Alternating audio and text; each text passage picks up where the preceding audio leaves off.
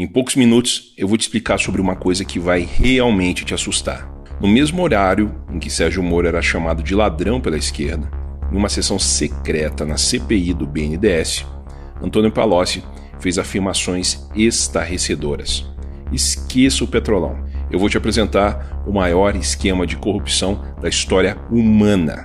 O BNDES, ou Banco Nacional de Desenvolvimento Econômico e Social, é uma empresa público-federal, cujo objetivo é o financiamento de longo prazo e investimento em todos os segmentos da economia brasileira. Ele utiliza dinheiro público, como por exemplo o dinheiro que foi retirado do Fundo de Amparo ao Trabalhador, aquele mesmo fundo que teve que parar de pagar boa parte do seguro-desemprego por falta de dinheiro. Em resumo, o banco usa o nosso dinheiro dos nossos impostos. Uma das obras mais comentadas que foram financiadas pelo BNDES foi o Porto de Mariel, que custou para nós 2,3 bilhões de reais.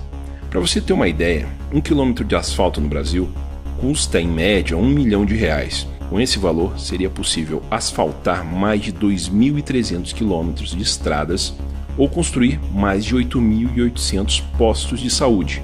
Ou seja, não faz muito sentido emprestar para Cuba um valor que provavelmente não será pago, poderia ser utilizado no Brasil. Mas o que Palocci, o eterno braço direito de Lula, disse na CPI?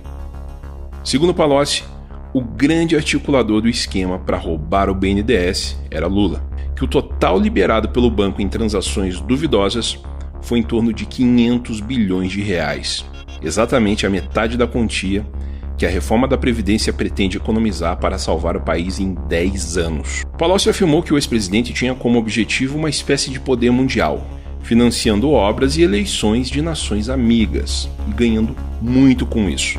Palocci afirmou que tentou remover de Lula a ideia de utilizar dinheiro público para financiar obras em outras nações, mas que Lula não deu ouvidos. Para conseguir as liberações, era preciso burlar o sistema. Isso nunca foi um problema para o PT. Como o dinheiro era roubado.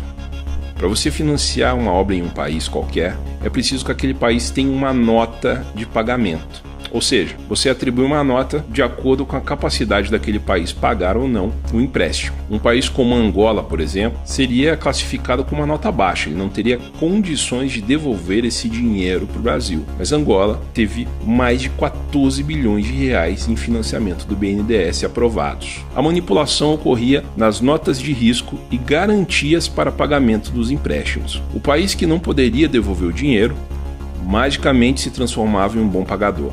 O resultado disso é que esses empréstimos provavelmente nunca serão pagos. O TCU já vem um bom tempo investigando essas movimentações e apresentou um cálculo. O cálculo é o seguinte: cada obra no exterior financiada pelo banco, em média, desviava 50% do valor liberado.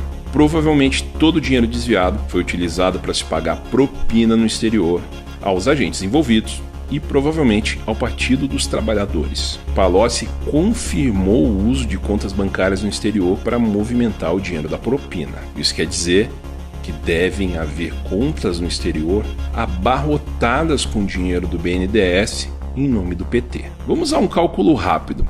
Se 500 bilhões foram liberados para países amigos e desses 500 bilhões, cerca de 50% do valor era propina, estamos falando numa bagatela de 250 bilhões do dinheiro do contribuinte brasileiro em propinas. Outra coisa que chamou muita atenção do TCU foi a liberação de empréstimo acima do valor da obra. Por exemplo, uma obra que custava 200 milhões recebia do BNDES 600 milhões. Provavelmente esse dinheiro extra também era propina. Segundo Palocci, dentro do Brasil, Lula tinha outro esporte: criar bilionários. Ele dava a palavra final nos escolhidos para serem campeões nacionais, como o JBS, Odebrecht, Eike Batista e vários outros empresários mega milionários. Enquanto milhões de empresários sofrem todos os dias para manter suas empresas abertas sem nenhuma possibilidade de conseguir um financiamento do BNDES, Lula escolhia a dedo os novos bilionários do Brasil. Mas, como eu disse, esse é só o começo. Algumas perguntas ficam. O desespero da esquerda em tentar tirar Lula da cadeia, o financiamento de hackers internacionais, a compra de algumas pessoas da imprensa, tem algo a ver com esses bilhões? Os empréstimos estão sendo pagos? Qual é o verdadeiro tamanho do rombo nos cofres públicos? Que a caixa preta do BNDES seja aberta e que possamos saber de tudo isso. Vamos esperar a resposta desse que já é considerado o maior esquema de corrupção do planeta.